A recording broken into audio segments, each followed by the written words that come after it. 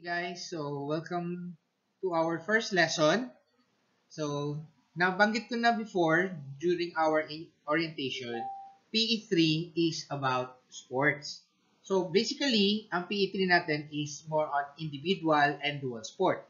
At gaya na nasabi ko, magpo-focus tayo sa individual sport. Okay, so anong klaseng individual sport ang i-discuss natin? Ang pag-aaralan ninyo, which is martial arts or basic or foundation of martial arts. So let's start with identifying or understanding sports muna. So first, kailangan malaman natin, so alam natin, nagtitake kayo ng PE. So para saan ba ang PE? So when you talk about PE or physical education, okay, it is an education through the physical. So yung paggalaw ng inyong mga katawan. Okay, it aims to develop the student's physical competence and knowledge of movement and safety.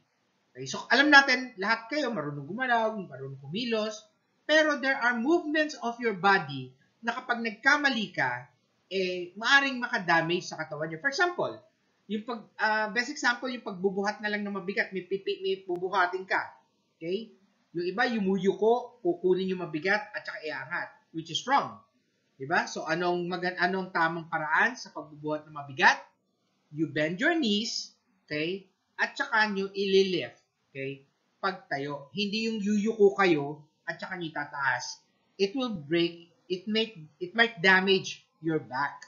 Okay? Baka masaktan o mapilayan yung likuran natin. Okay? So, physical competence and knowledge of movement and safety. And the ability to use this to perform in a wide range of activities associated with the development of an active and healthy lifestyle. So, okay, so pag maganda ang katawan ninyo, physically fit kayo, marami kayong magagawa. Okay? At marami kayong ma-perform, okay, in your daily lives. Okay? Also, physical education, it also develops students' confidence and genetic skills, especially those collaboration, communication, creativity, critical thinking, and aesthetic appreciation. So, ano ibig sabihin nito? Sa pamamagitan ng physical education, kasi nga may interaction kayo, may activities kayo all together, nade-develop yung confidence. Okay? Kasi masayang masayang maglaro. Parang you consider it as fun or a play. O masaya. So, na-perform niyo yung mga activity, nade-develop lang hindi katawan ninyo, kundi yung confidence ninyo. Okay? Tapos, creativity. O yan, parang may dancing, yung nakikita natin nagpe-perform na group performance. Okay? Critical thinking.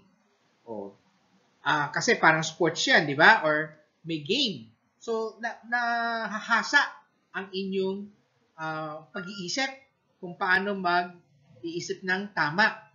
Okay? So that you could win the game. Okay? And then, you have aesthetic appreciation. So, lahat ng bagay na gagawin natin, maliit o malaki, okay, nagkakaroon kayo na appreciation dito.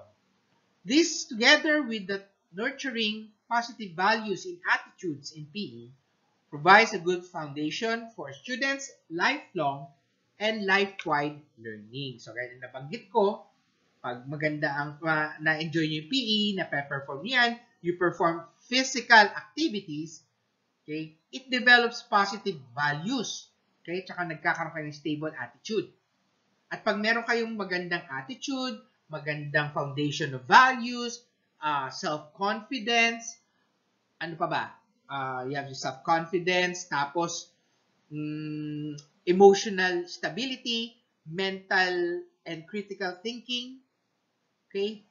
Yan ang foundation ng katawan ninyo that you could develop into a very well-rounded individual. So what are the areas of development? Okay, so in physical education, so we have the physical, so yung pangangatawan, the muscles, the skin, the bones, the emotional, okay, so yung inyong pakiramdam, the way you handle emotion, happiness, sadness, anger, envy, okay? Then psychological, o yung para how do you think? Okay? Paano ka ba mag-isip? And your social, so how do you communicate? How do you connect with the people, okay, sa paligid mo? So those are the, pag nag-aral ka ng PE, ito yung dinedevelop natin. The physical, the emotional, the psychological, and the social. So, let's go now to the definition of sports. Or what is sports? Okay? It's an activity that requires physical action and skills. Okay? So, alam natin, when you talk about physical education, okay, may physical activity to. May physical action, may physical skills. Pero, when you talk about sports, okay, there is an individual, okay, or teams that compete under a certain rules. Okay, so, when you say PE lang, naglalaro ka, or your games, okay, you're just moving, exercising, and everything. That's physical education or physical activity.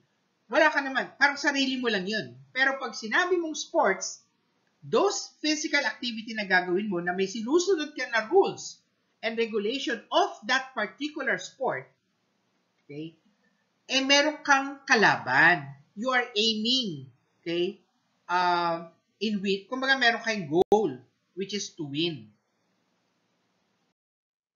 So what are the different aspects or important aspects na dapat mong malaman, okay, pag mag-aaral ka ng sport?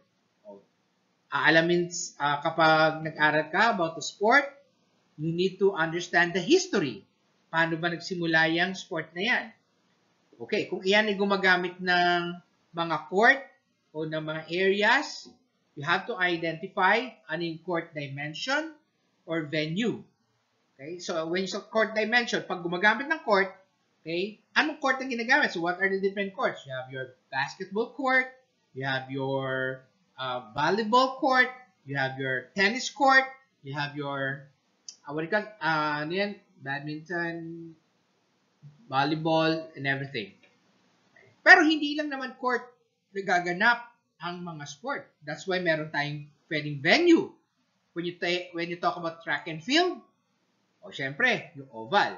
When you talk about soccer, football, so open field. Baseball, you have open field or the diamonds.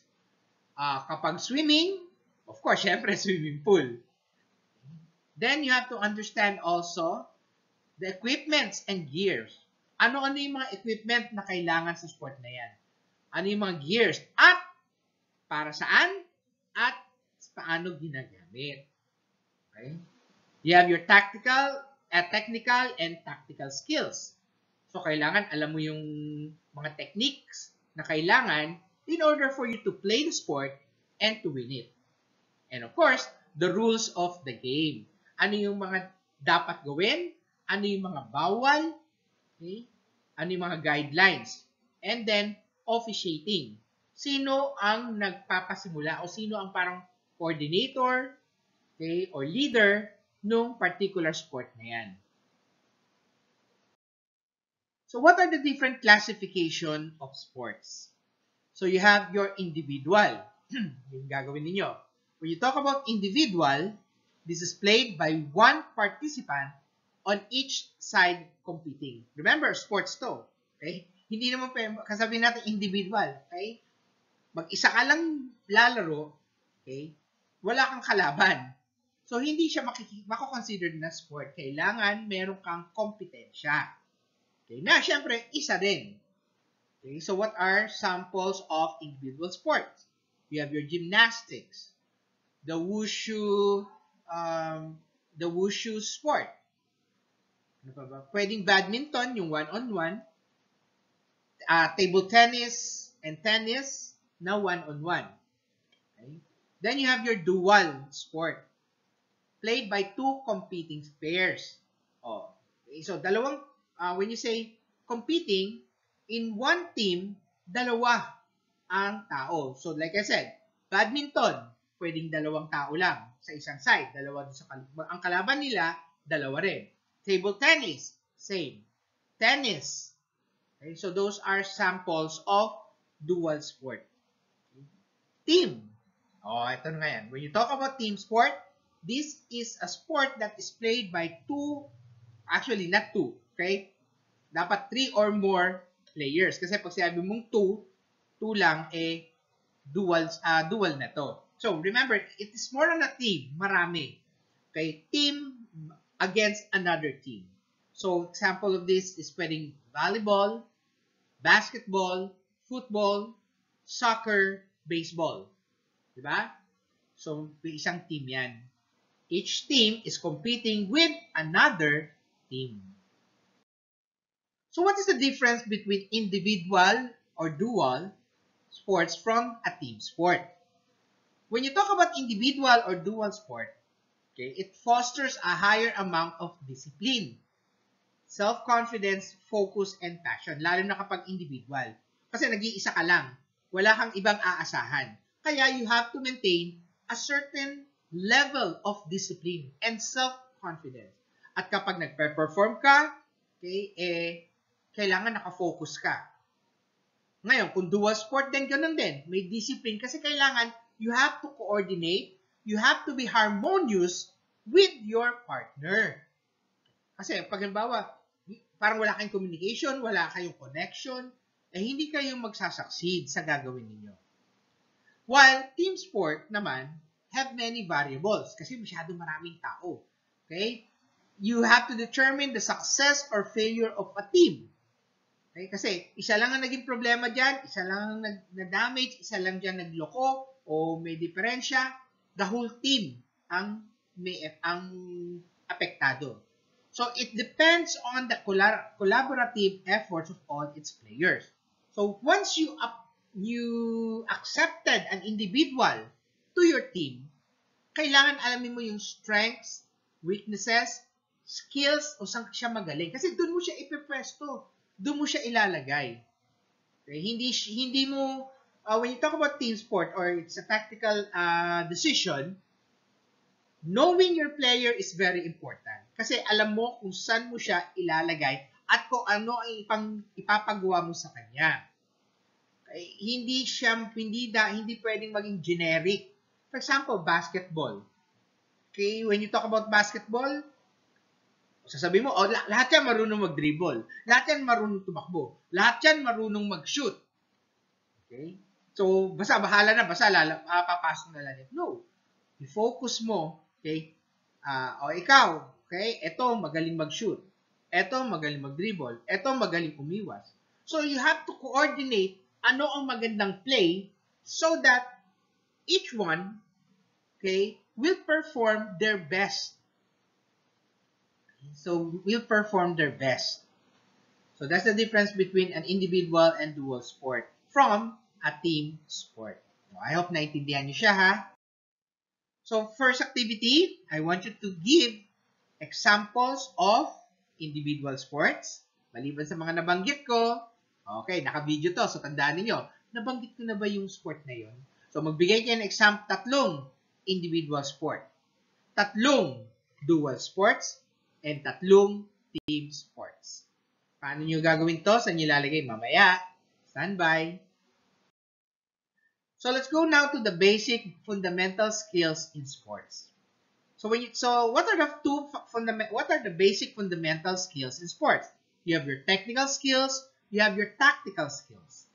When you talk about technical skills, this is the physical component developing the skills needed to play the sport. So for example, for basketball, okay? Volleyball. Okay? Technical skills. Ano ang dapat na dinidevelop? Yung pag-spike, yung pag-block, yung pag-serve. Diba? So, yun po. Yun yung tinatawag nating dinidevelop na skills needed to play. Kailangan mo ba marunong ka mag-dribble kapag ikaw ay nagba-volleyball? Kailangan ba magaling kang lumangoy kapag ikaw ay nagba-volleyball? Except for water volleyball, ha? Diba? Okay, so, yun ang fino-focus mo. Kasi, kunyari, in your case, hindi kayo martial artist. So, pag train kayo under a martial arts, for example, taekwondo, okay, i-develop sa inyo ano ang mga skills na dapat yung ma-develop. Yung sipa, yung blocks, yung punch, yung balance. Okay? So, yun yung mga kailangan ma-develop. So, those, yung mga dinedevelop na skills na yan, that is what we call technical skills. Now, when you talk about tactical skills, these are the decision-making skills or strategies used in different situations during the game. O, tactical. So, pagpaplano. Okay, paano ka mananalo? Okay, paano ka mananalo? Anong gagawin mo? So, nag-iisip na yung utak mo. Okay? Okay. Siyempre, paano ka mananalo nang hindi ka nandadaya? So, the use of tactical decision during a game is called game sense. So, kapag nag-iisip ka kagad, paano ka mananalo, paano mo kukontrahin yung galaw niya, paano mo matatalo yung kalaban, yung pag-iisip mong yan ang tinatawag nating game sense. So, what are the steps in teaching tactical skills? So, 1, distinguishing important decision. So, aalamin mo dapat ano yung mga desisyon na mahahalaga. Establishing essential knowledge for athletes. Okay, ano yung mga dapat na alam ng mga atleta? So, number 1, okay, sportsmanship. Number 2, the rules of the game. Mga ganyan and so on. Recognizing the signals in situation. Okay, so kailangan alam mo yung mga signals. Lalo na ba kung nagba-basketball or football. So, may mga signals na ginagawa. O, ba, pag sinabi ng coach, "Wait, ganyan. Kayo, naglalaro kayo." Na ganyan, meaning, time out. So, all the players know, okay, na magkakaroon ng time out. Hindi, na ganyan na, tinanggap na yung time out, tuloy-tuloy pa rin yung laban. So, the players must be able to recognize those kinds of signals. Giving appropriate tactical options. Okay, so strategy. Okay, na hindi ka nandadaya. Kaya appropriate tactical option. And planning a practice game. So, planning a practice game. So, syempre, hindi pa, may laro tayo bukas. May laro tayo next week. Kita na lang tayo next week. No. Okay? Mag-set kayo ng mga araw kung kailan kayo dapat mag-practice. So, those are the different steps in teaching tactical skills. Okay, so, second activity, using tactical skills. Okay, what are the most common play needed in basketball? So, ibig sabihin, pag naglalaro ka ng basketball, ano ang pinaka-basic na tactical skills na dapat gawin o implement para manalo? Okay, let's go back. So, planning a practice game. So, paano ba dapat mong malaman? Paano ka ba magpaplano ng pagpapractice? Kasi remember, importante pa rin ang pagpapractice before a game. The first is preparation and planning. Under preparation and planning, alamin mo, ano yung date? Ano yung time? Ano yung duration? Gaano katagal kayo magpa-practice? Okay? Then under preparation, you have to understand what is your objective and goal? Bakit kayo nag-practice? And then, you have to identify the different equipment or equipments needed, okay, during the practice. So, kunyari, volleyball. Ano ang kailangan mo equipment? You have your net. And of course, you have your ball. And of course, you have your court. Next, you have your training proper.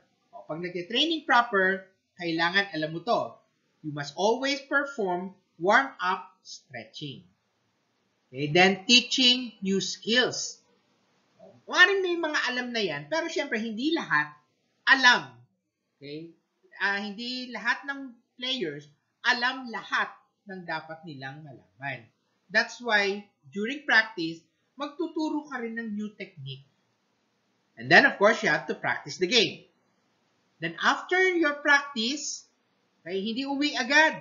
Okay? Cool down. And then, i-assess. Okay, yung coach o yung nagbabantay, i-assess. O, during practice, eto mahina siya. O, eto malakas siya. O, eto nagkakamali siya. So, ina-assess niya so that na-evaluate niya yung mga galaw ng mga players so that pwede silang mag-target on improvement or development of that particular movement or skills. Okay, so kayo ngayon, okay, in choosing a sport. Okay, pipili na kayo kung anong gusto yung sport. So, some of the consideration that will guide an individual, okay, in their choice of sports include weather extremities, hot or cold, for AM outdoors, sports activity. So, pipili kayo ng sports. Ano ba ang sports na available, okay, sa community nyo or sa area ninyo? Pang malamig ba o pang mainit? Pang mainit. Okay. Then, enjoyment derived from the activity. Okay? So, syempre, ano yung type nyo? Ano yung saan mag-i-enjoy kayo? Okay? Anong sport yung magugustuhan ninyo? Yung magiging masaya kayo? Previous activities tried and enjoyed. Oh, kasi, kaya nga may PE tayo. Napapaturo sa inyo yung maaring iba't ibang activities. Okay? Ay, mas gusto ko itong ganito. Kasi na-try mo na compared dun sa iba pang na-try mong sport. So, okay, nagkaroon ka ng selection based on experience. Kasi, yun yung mas nagustuhan mo. Financial capacity or budget. Okay, may pambili ka ba ng equipment mo? Okay, so when you say skating, so kailangan mo ng mga skates. Golf, ako, isa sa pinakamahal. Kasi, para makakapag-golf ka, kailangan mo ng clubs. Tapos, magre-rent ka ng doon sa golf course. Magkano rin yun? Scuba diving. Okay? Financial investment on equipment. So, yung mga tangke, regulators, scuba gear, and so on. So, kailangan, okay, gusto mo man yung ganung sport, may pambili ka ba ng equipment, pangbili at pag-maintain ng equipments na yun. Okay, so that's one of the, those are what you need to consider pa, ha? Okay, pagpipili kayo ng sport. Then, kadugtong pa to, your state of health and level of fitness. Gusto mo man, okay, yung sport na yon, pero hindi talaga pwede sa'yo dahil maaaring may diferensya ka sa katawan. Bawa kunyari, okay, hindi naman ibig sabihin na pwede naman i-develop. O, sabihin natin, napilayan ka, na-amputate yung paa mo. O, ang gusto mong sport, running. Okay? High jump. Diba? So, maaaring, okay, maybe you could pursue it, but okay, you have to be more practical. Other alternative activities will give you motivation. So, try and tested nyo rin lahat ng iba't ibang sports na pwedeng available sa inyo. Okay, so, for your next activity, what sport would you like to focus on? Ikaw mismo.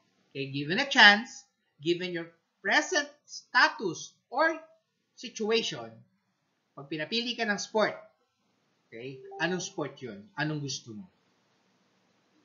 And why, of course? Bakit? So what are the health-related and skills-related fitness in sports or physical activity? Okay, so health-related physical fitness. Okay, ano tong mga para sa health, anong mga activities or fitness ang para sa health-related? Okay, you have your aerobics, okay, muscular for aerobics capacity, muscular strength, muscular endurance, flexibility, and body composition of an individual. Ito, na-discuss na ninyo dapat nung first semester. Skills-related physical fitness, sometimes called sports fitness or motor fitness. One of the factors that influence skills-related performance is heredity. However, most fitness skills can be developed and improved. So what are safety measures to avoid? To avoid unnecessary injuries in playing games and sport. O kailangan, in every sport, may danger pa rin na maaari kayong masaktan. So, ano ang dapat nyong malaman? Okay? So, ano yung mga safety measures na dapat mong intindihin so that it will not happen? The safety equipments. So, you have to be aware of the safety or the durability of your equipment. Hydration. O, syempre, nag-activity ka, you must make sure you will always be hydrated. Inom ng inom, preferably water. Okay, hindi soft drinks, hindi tea, hindi kape, hindi iced coffee. Preferably water. Kasi ang lumabas sa katawan mo nung nagpawis ka ay tubig, pawis, di ba? Sweat, water. Okay, pas papalitan mo, soft drinks. Soft drinks ipalit mo kapag nagpawis ka, ang lumabas soft drinks. Sige, go. Then, perform moderate intensity physical activity. Before you perform anything, yung warm up natin. Warm up and stretching. And of course, the weather condition. Lalo na kung baka kunyari outdoors. Okay? Gusto mo mag-basketball, gusto mo mag-soccer, gusto mo mag-badminton, bumabagyo. Or matinding init ng araw. Diba? So, you have to be aware of the weather condition. Okay? Para maiwasan yung injuries. Okay. So, that's the end of our first lesson. So, after the link, okay, watch out for the, what do you call this? After this video pala, watch out for the link na ipopost ko for your quiz using Google Form. Now, when you talk about activity, nabanggit ko na lahat yung mga activity. Okay? I want you to write them down either. So, handwritten sa papel, take a picture, send your answer via email to virgiliobarcena@gmail.com or i-type ninyo sa Microsoft Word at tapos yung file ang isasend niyo sa email at virgiliobarcena@gmail.com or okay, dun mismo sa text box ng email, dun nyo isulat yung dun nyo ilagay o dun nyo isulat yung mga sagot nyo dun sa activity. So, ano yung mga activity? Nabanggit ko na during the video. Okay, so with that, thank you and see you next time for the next video.